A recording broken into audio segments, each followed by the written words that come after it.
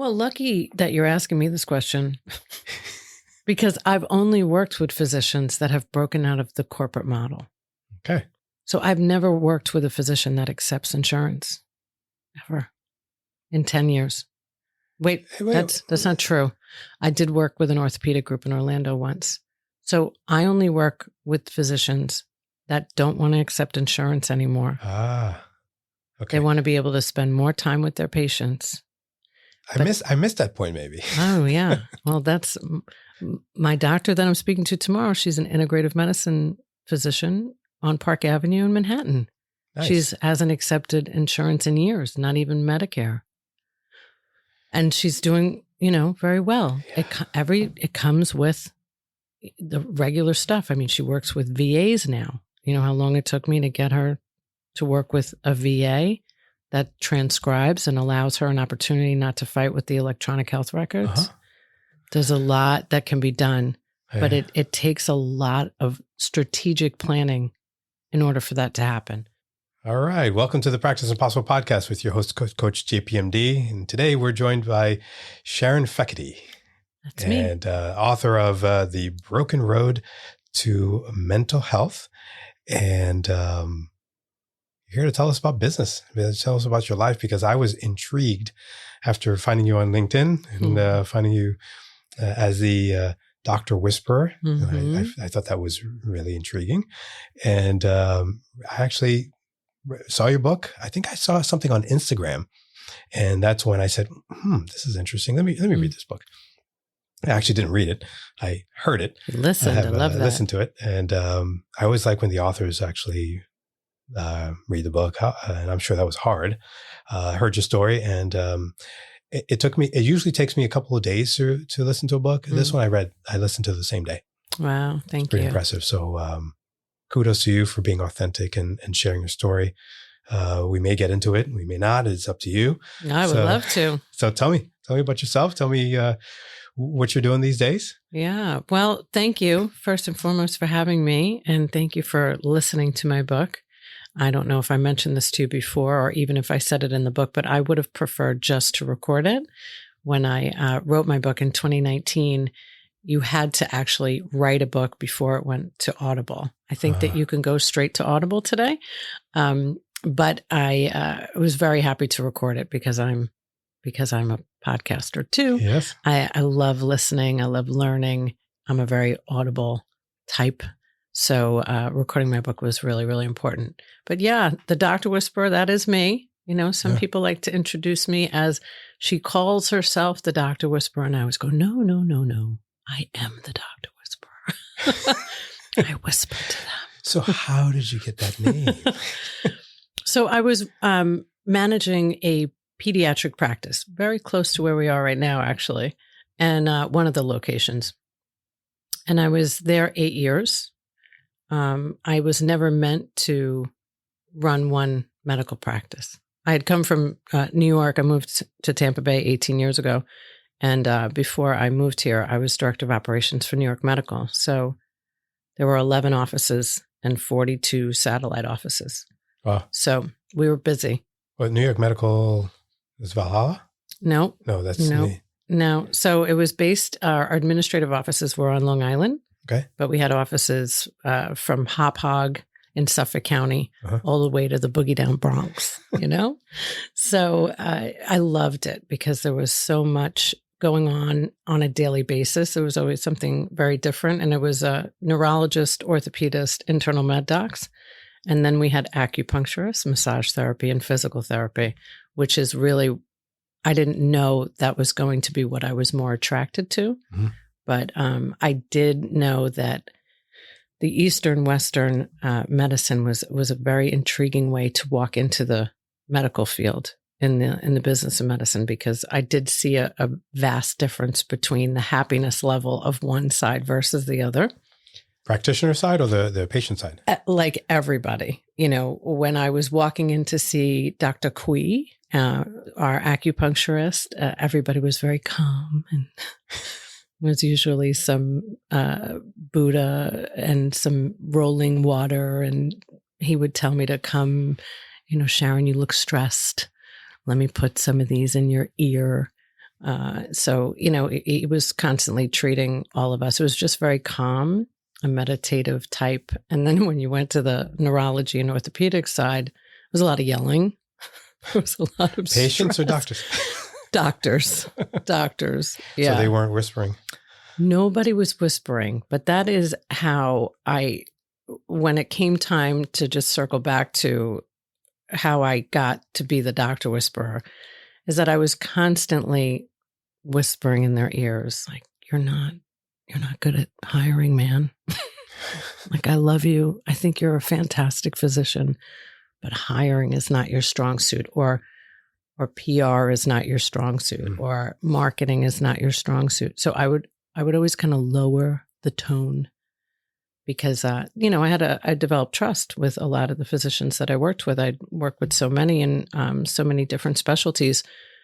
And, I just realized the pattern was that physicians are really, really phenomenal at so many things: saving lives, helping others, confrontation, not always great, navigating through business, not always great. And nor is anybody supposed to be if that's not what you studied, right? If that's not your specialty. So I just saw that was a common denominator. So after I ran a pediatric practice for 8 years, I decided to branch out on my own, because the thing that I realized was that all doctors needed my help, not just the ones that I was working for. Because it didn't matter if it was an internal med doc, an acupuncturist, a neurosurgeon. It was the same across the board. Yeah. And it's similar to the thought process that I had when I nearly burned out a couple of years ago, and, crashed and burned in my life. But I found that there's nowhere for doctors to go to understand that they need to get help from others that have done it before, that are not doctors, that are business people. Mm-hmm. And it was a common theme, even in our guests who are non-doctors, who say that physicians don't understand and know the business of medicine. And it was just, and it still is that. And so I think we have similar missions, which is why it's great to connect with you and kind of show you what my vision is here with the property, and trying to determine, how we can create a space for physicians to come in and de-stress, maybe go out on the lake, or do some kayaking, or, do some gardening. And so what are you doing now? Are you consulting? You're a speaker, and you're an author, and are you writing any more books? Yes. So, I'll bring you to what happened in 2019 with writing this book, The Broken Road to Mental Health in Life and in Business, because it all intersects with what I was doing for a living as the doctor whisperer. So I was consulting for physicians from Tampa Bay to Chicago, New York. I still have one of my favorite doctors that I consult. I'll be talking to her tomorrow morning at 7:30, my physician in New York City, integrative medicine doctor. And what I was realizing when I was restructuring these medical practices was that I would meet with the staff.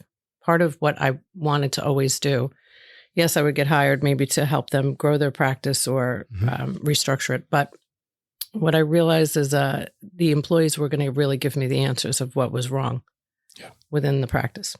So I would meet with all of them, and I would always ask them 5 questions.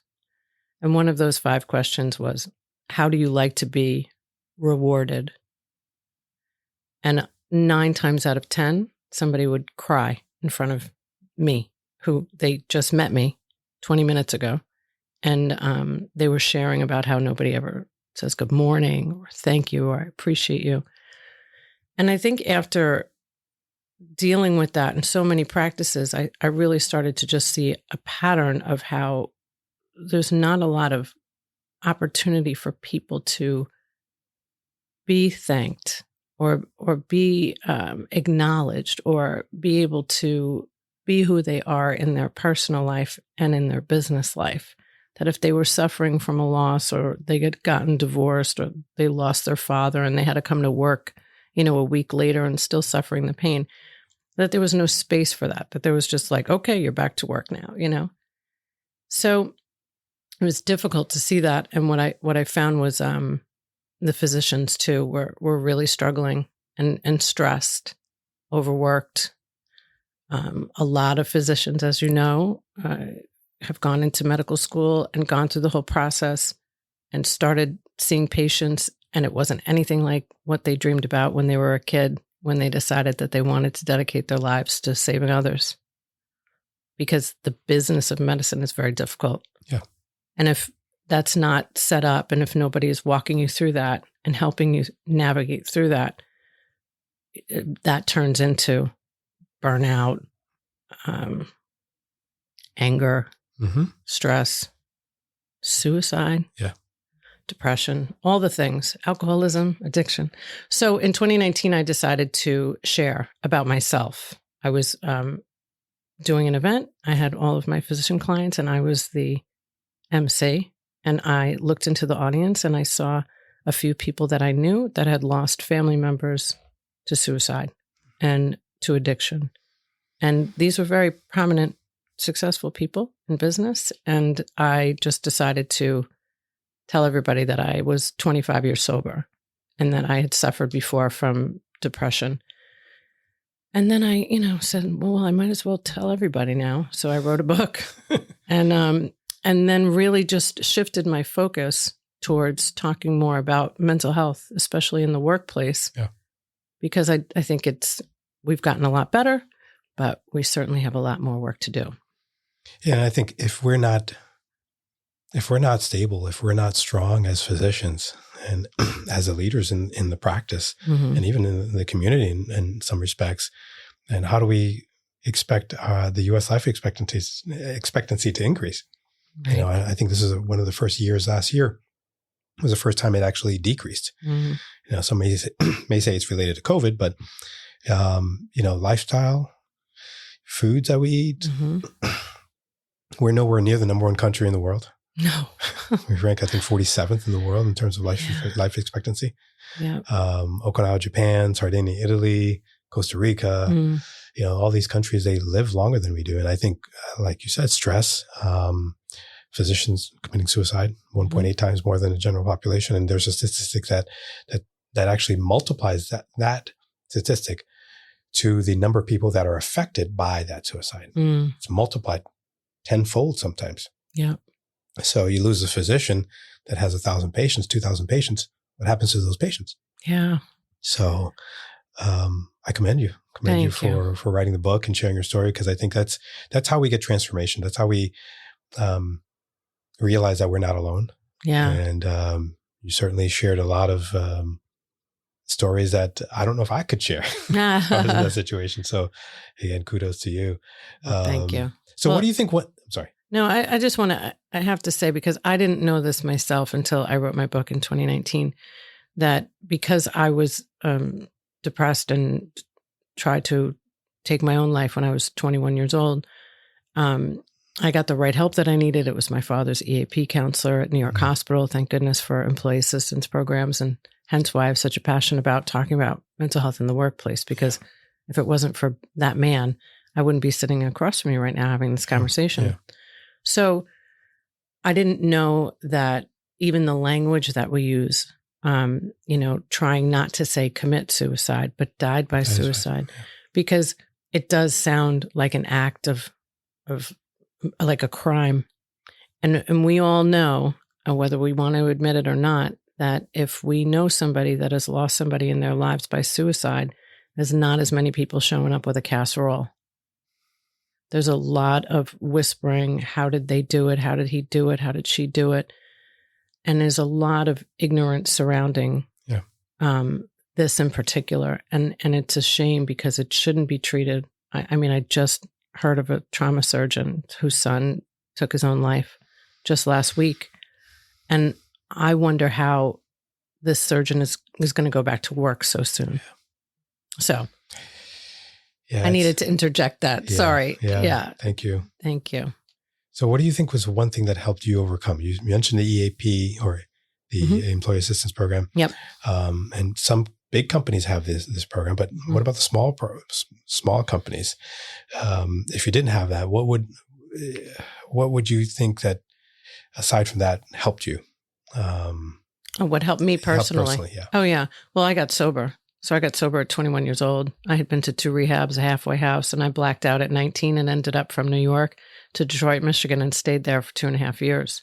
So I really shouldn't be sitting across from you right now. I mean, I was homeless. I was addicted. It was a bad scene. And it's a miracle that when I came back, that I had the love of my family. I had recovery, 12-step recovery. And I had this wonderful EAP counselor for my father's job. My father worked at New York Hospital for 42 years. And he was seeing this man while I was away in Michigan because he was the boss. Yeah. And so he had, thank goodness, like he had this man that he was able to talk to while his daughter was, I mean, he didn't know if I was dead or alive. So that's what helped me. But yes, not every company can afford EAPs. Not every company even realizes the impact that they can have on the entire family because those benefits just aren't talked about a lot. You know, when we think about, we're recording this in November, and that's always the time where, you know, we start looking at insurance plans, right? Yeah. And we talk about the co-payments and the deductibles and all of those things, but we don't talk enough about the mental health benefits that come with our plans. So it always comes down to leadership and vulnerability. Not everybody is going to talk about as freely as I have about what happened to me, and I don't expect anybody to, but I do expect leaders to speak about how difficult it can be to be a human being, to be in life, to go through tragedy. We all went through an eruptive time from 2020 till, you know, not too long ago. So the world has taken on many different ways of working and living. So we have to address them. We have to talk about them. So leadership, vulnerability, and communication are always the three things that I talk about when I am speaking about mental health in the workplace, because most people, I go into a lot of businesses and a lot of people don't know certain things about people that they've been working with for years. Yeah. Years. Yeah. And I can go in and find out in 20 minutes. Well, you have to care. I mean, I guess Sure. to some degree you have to care and not treat people like they're just, you know, staff, or they're just people just taking vitals or drawing blood. So there has to be some level of empathy from this part of the provider, the physician. And sometimes it's just realizing that you have the time to do it and not just think about yourself. And you have to think about the other person.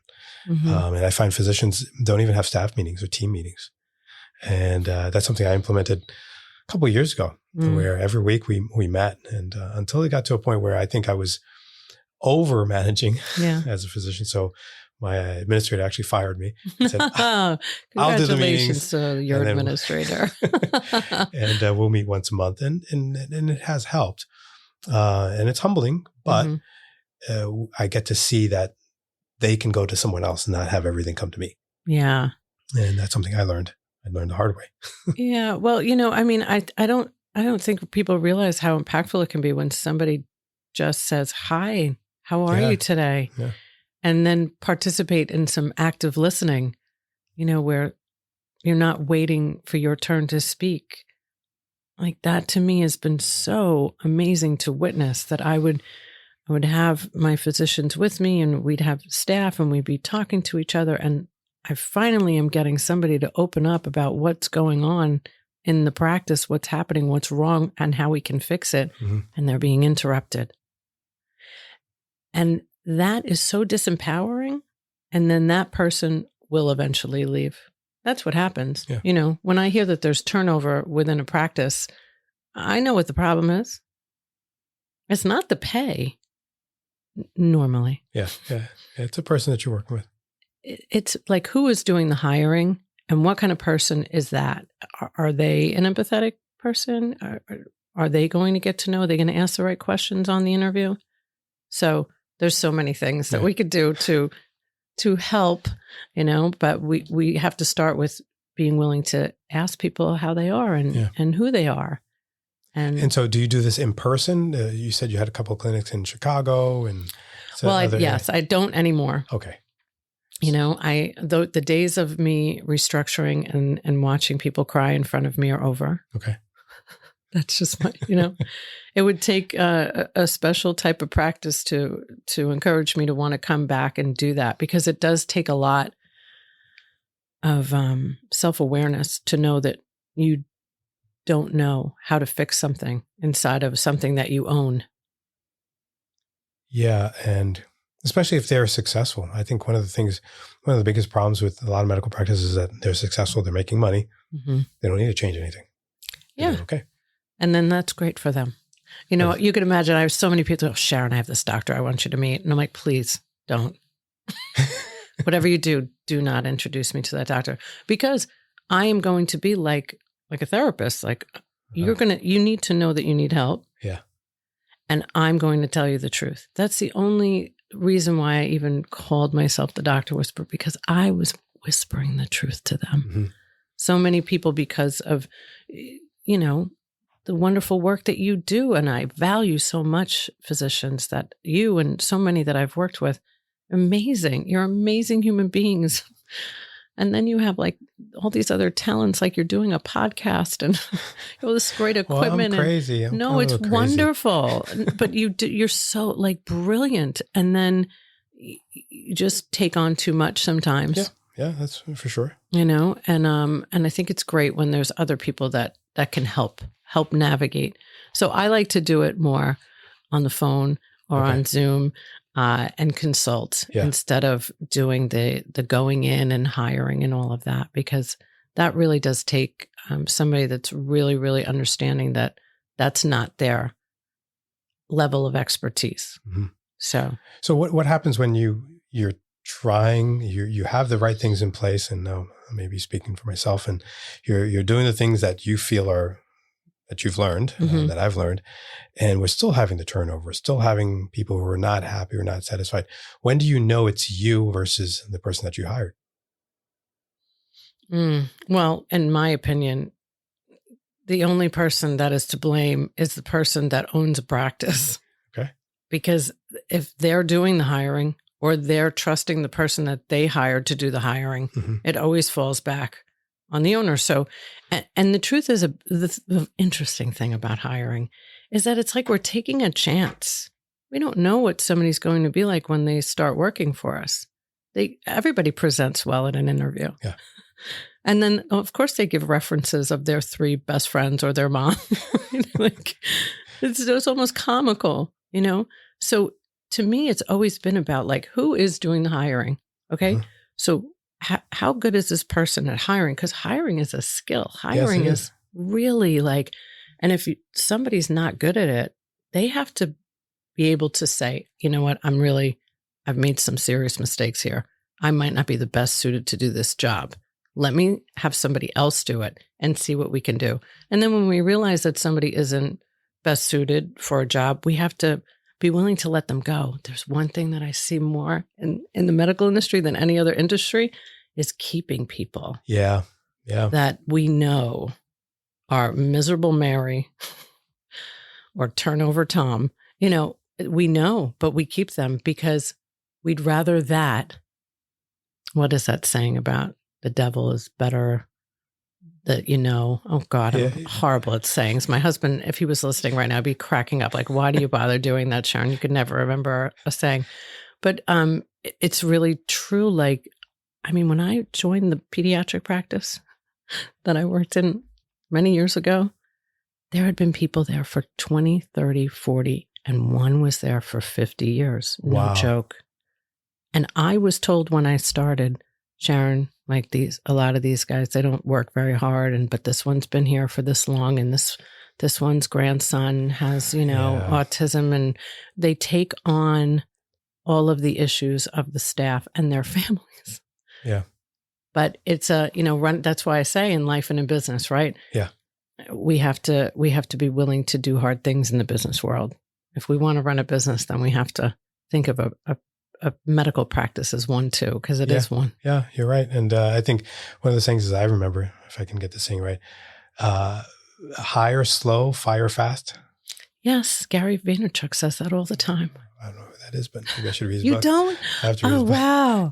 What? Gary Vaynerchuk. Gary V. It's fantastic. Gary V. Yes. I have to read him. I'll read the book.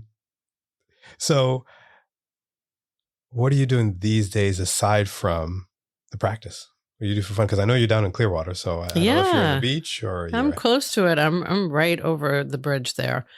So I ride my bike. I ride about 16 miles every weekend. Nice. I'm a mental health workout junkie. So I have a very serious regimen every day because of what I have to do for a living. So my mornings are get up, work out, meditate, take a walk in nature if I can. Just like your beautiful outside here is like the perfect place that I would zone in on wanting to take a walk around because it's so pretty and peaceful. So yeah, I mean, I'm all about exercise and, you know, I'm kind of nerdy. I've been sober 29 years. So like, I don't party, you know, I don't go to bars. I don't do any of those things, but I really, really enjoy my husband and my family. My parents live around the corner from me. Oh, so they moved down from New York. They followed me. Yes, they did. Yes, they are here. No, they've been here. They've lived 1.5 miles around the corner for a while now. Yes. I'm sure your dad's happy. Yeah, he is. He is. Still going to meetings? Oh my God. Yeah. I run a big book study every Friday morning for women. And so tell me about that. So as you've been sober 28 years, is that also the 28 years of going to meetings and doing things related to that? I have never forgotten where I came from. You know, I got sober at 21 years old. I'm 51. I'll be 30 years sober next year, God willing. Congratulations. But the only reason that I am is because I never stopped going and I never stopped listening to what all those old timers told me when I came in at 21 years old, you know, that if you forget where you came from, you're doomed to repeat. So I've always stayed vigilant. And I truly believe that, you know, being of service to somebody else is the greatest gift in the world. So how selfish of me not to give back what was so freely given. So I will forever, I hope one day at a time, be a woman of service, of her word. If I say I'm going to be somewhere, I'm going to be there. Yeah. And I'm so grateful for that recovery journey because it really has taught me how to be a better businesswoman. Everything that I've learned in business is because of my recovery. Explain that. So, you know, if it was up to me, everybody would be mandated to go into learning about how just to be like a better person. And I, you know, of course, there's so many jokes or stories about what it's like to be a member of a 12-step program, but nobody wants to go. I wasn't skipping my way as a 21-year-old who finally became legal to drink to start getting sober. So, but what I learned there was, you know, all of the things that all the self-help books talk about, you know, being impeccable with your word, showing up, helping others, making amends to somebody, looking somebody in the eye if you've done something wrong and saying, I apologize. And how can I make this better? Like I tell people in business too, I say, listen, if you're a leader and you make a mistake and you're the boss, you know how powerful it would be if you sat that person down and said, I really regret raising my voice to you today. And what can I do to make it up to you? Like, come on, they'd fall off their chair, you know, but those things that I learned about business, I learned in recovery. I just learned how to be a better human being, you know, and because of that, you know, I've been able to encourage others to just, you know, be who they are, no judgments, you know, and people open up to you when you're vulnerable. That's, you know, you did a great show. I'm sorry, I can't remember his name, but it was all about shame and vulnerability, but it was such a great episode. And Richard Shaw. Richard Shaw. It's so good, but it's so true. You know, I mean, the only reason that people feel so comfortable opening up to me is because I've put it all out there. Yeah. There's nothing, I'm never going to judge. How could I judge you? I was homeless at one point in my life. So, Yeah, it's just you are enough. I remember one of the things that he kept saying is, "You're enough. You are. You are enough." I am. And no amount of money in the world is ever going to replace the great joy that I feel of having the opportunity for another day every day. You know, I mean, it's real. When you have survived, you know, knocking on that door of death and destruction and despair, you're grateful for every horse you get to drive by and see when you're driving from, you know, Pinellas County here. So yeah, it's just a beautiful gift. I'm so grateful for recovery. And I also don't think it's the only way. I think that there's many ways that people could, you know, become better people. Yeah, that's your way. And your way is not unsimilar to other ways of getting better. It's just more of a very systematic way. Yeah. And it gives you the steps. It's like the baby steps in finances, and just like, you know, things that we do that's repetitious and involve community. That's how you transform. Yeah. You can't transform in a corner by yourself.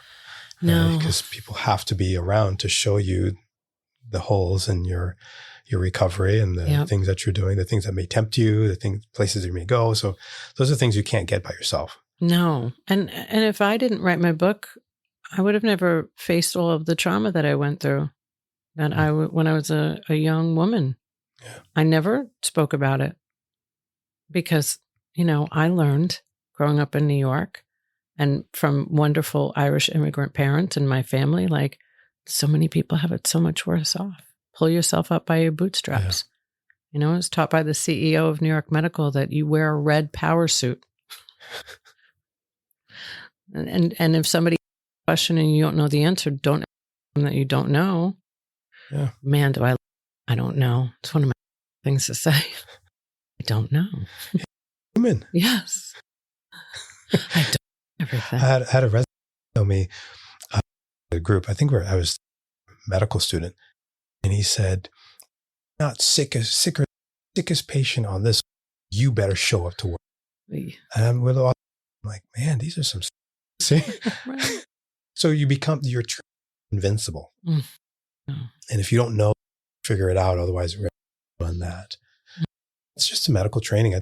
That's one of the flaws in the training is that they teach invincible. They teach us to know everything we should know. And that's not how businesses run. Mm. And many of those answers are, you know, professional. Yeah. They're not business owners. And if they were owners, run back to their university because they couldn't run a business. Right. I'm hoping it's getting better. You know, I can't even imagine it's still the same. I don't.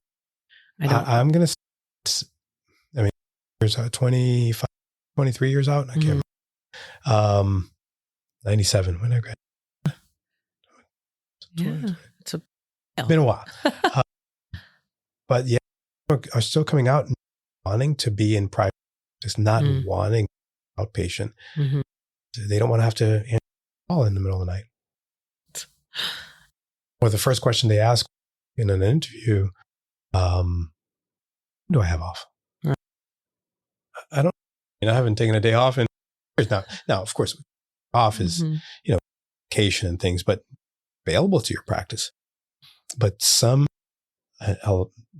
physicians that I interview, not wanting to be tied down to practice, they don't really have that love, that passion. Mm. So what go into hospital medicine, where clock in, clock out, days later, won't have to deal with anything. Yeah. So the emergency room, and I don't want to be downer in this podcast, but it's just reality seen over years. So you seeing in the field of health. So you've seen it for the past 20, what you've done. What do you see for the future? Well, hopefully, one really wish I haven't gotten a long time, but at my pediatric practice, night division, because I realized that we were our patients to another night. I thought, well, my sick at night. Maybe we should open at night. In this practice in particular, 6:30 in the morning. We never open 305 days a year. To this, still open 306 a year on Christmas every. Now only a few hours. But the people could come to the office before they had to go to work. Huge. So that's why this was so successful around for so long. We opened a night division. I mean, we were just at the market, because we have to start more about how human beings live their life.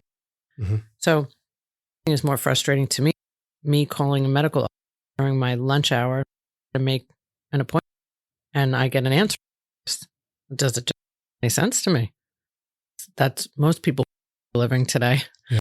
A lot of people that don't have to. And I'm sorry for you that don't. But we have to adjust more how life is and shifting, like just in such a different world now. Look at us. We have headsets, there's microphones in front of people. Will be able to look wherever they podcast or listen to it or video. We have to adapt to the way the world is going. So in my world, I would that the medical would start really assessing what it looks like. And if we've all realized health is important, maybe we could incorporate somehow into our, maybe we could bring a licensed into our practice as well. I like more of a cohesive world, and that there's so many opportunities, but I would nothing more to see. If we could just start with the hours of operations offices. I've never been able to understand the 8 to 5, 9 to 5. Yeah, doesn't make sense. That makes patients help the doctors. Yeah, you're wonderful extenders, which they don't like to be called extenders. We're calling what practitioners or assistants. Yeah. I did. So I wanted to open the night. I knew my doctors didn't work at night. So I said, great. I said, well, I'm going to figure this out. So I'm going to figure out how to get a nurse practitioner in here and an evening staff. And that was something that they had never done. The practice had been open forever, but I wanted them to retire one day. That was my goal. I wanted them to be happy. I wanted them to own a building, own some real estate. Mm. Powerful. Right? Yes. And then I wanted them to have somebody working inside of their organization that was making them money. Wow, what a concept. Yeah, what a concept. And we did it. And so I think there are many creative ways to do it, but we have to be willing to take risks. Yeah. It's doing things the same all the time isn't a great idea. And mistakes that happen are fantastic because we learn from them. Yeah. Right? Yeah. So I hope that answered your question. I think it did. And it's from what I got from it was that we need to, in the future of medicine, look to be, do things that are going to be conducive to the population's needs. Yes. So, well, what I see is hospitals are coming in and doing that for them. Mm-hmm. How do we stop the hospitals from doing that? I don't go anywhere near hospitals. As a matter of they're buying urgent cares. Yeah. They're opening up late. Mm-hmm. They're hiring extenders. Mm-hmm. So do you see that these physicians are just going to give up and not want to do the business of medicine, give it to the hospitals? Or do you see a trend in, I don't want to be owned by the hospital systems and I want to do it myself? Well, lucky that you're asking me this question because I've only worked with physicians that have broken out of the corporate model. Okay. So I've never worked with a physician that accepts insurance ever in 10 years. Wait. That's not true. I did work with an orthopedic group in Orlando once. So I only work with physicians that don't want to accept insurance anymore. Ah, okay. They want to be able to spend more time with their patients. I missed that point maybe. Oh, yeah. Well, that's my doctor that I'm speaking to tomorrow. She's an integrative medicine physician on Park Avenue in Manhattan. Nice. She hasn't accepted insurance in years, not even Medicare. And she's doing, very well. Yeah. It comes with the regular stuff. I mean, she works with VAs now. You know how long it took me to get her to work with a VA that transcribes and allows her an opportunity not to fight with the electronic health records. There's a lot that can be done, but it takes a lot of strategic planning in order for that to happen. So I love nothing more than a doctor that's ready to give up the insurance model. Whew. Because there's so many people that want to have great medical care. I'm willing to pay for great medical care. And I will tell you that my husband works for UPS for 31 years. We've all seen the TikTok videos about how much money they're making. It's a funny joke now, but they have the greatest health insurance. I pay for care out of my pocket. I go see a therapist. I pay him cash. I drive to St. Petersburg to see him in person because I know I'm going to get great care. Now, listen, disclaimer alert, everybody. That doesn't mean that insurance isn't okay. But in my opinion, I've never gotten great care with my insurance card. And Starbucks doesn't mean as much to me as my health. So I won't do to the Starbies, and I will take care of my health. So I think there's so much. I work with a lot of therapists that don't accept insurance and physicians, and I'm all about opening up meditation spaces and places that are really going to help. And you asked too about like what could help doctors. I'll tell you what can help doctors. Hanging out in your backyard on retreat, that could help. Yes.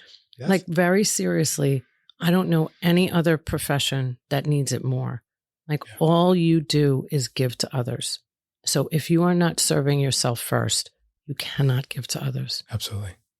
Like burnout, yes, that's a whole new fad term I hear about all the time. There's even like an ICD-10 code about burnout. Is there? Yeah, there is. Yeah.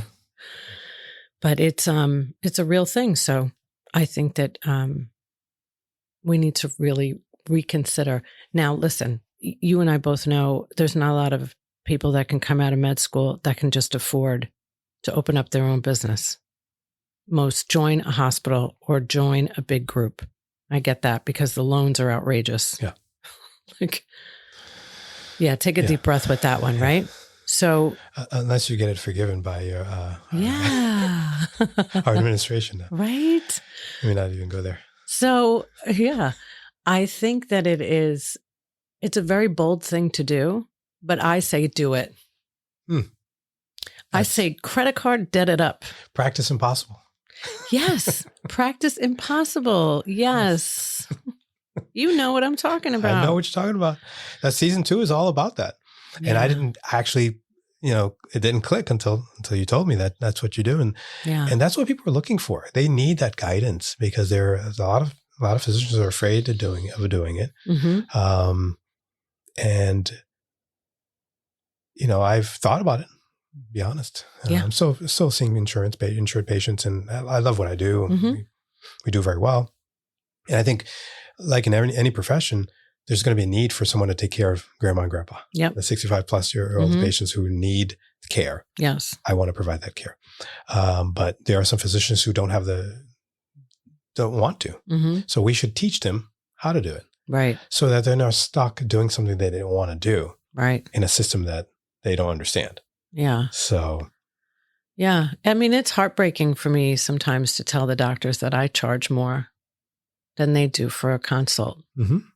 But that's the truth. Yeah. And it's not because I dropped out of freaking college, people. Yeah. I wrote about it in my book. It's not, and I'm not proud or not proud about it. The fact is that I was running businesses. So I realized that I was going to learn more running the business than I was going to learn in that college that I was attending at night while I was running this business. So there's so much. I mean, there's so many things that physicians can do. Sometimes I feel like y'all don't know sometimes the value that you have because of probably the system and what we're told and that you should do it this way and blah, blah, blah.